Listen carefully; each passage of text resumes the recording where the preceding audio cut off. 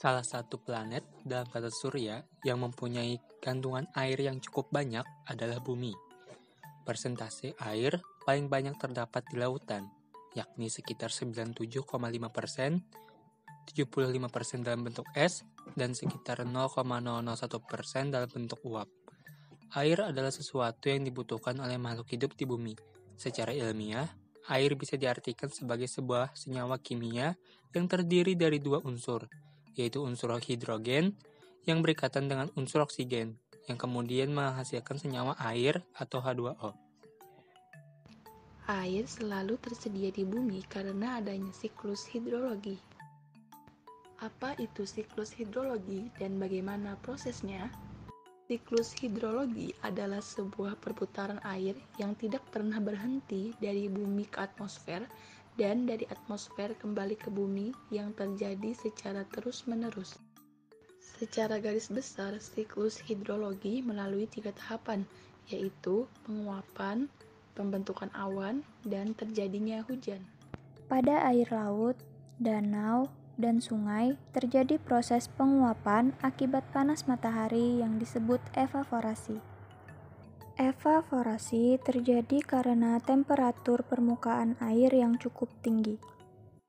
Proses penguapan juga terjadi melalui air yang terdapat pada tumbuh-tumbuhan akibat panas matahari.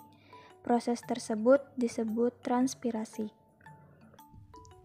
Proses penguapan yang juga terjadi pada air laut dan air pada tumbuh-tumbuhan berlangsung secara bersamaan, disebut dengan evapotranspirasi.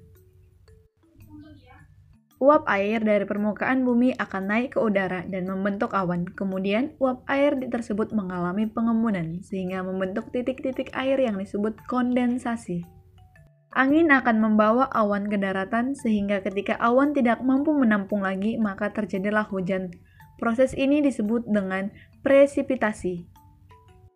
Dan ketika proses presipitasi berlangsung di dataran tinggi dengan tekanan udara yang rendah, maka akan terjadi curahan berupa salju dan atau es. Awan dengan uap air yang ringan akan tetap menjadi awan. Setelah itu, air akan mengalir ke dataran rendah melalui permukaan tanah menuju sungai. Sementara yang lainnya menembus masuk ke dalam tanah sehingga menjadi bagian dari air tanah.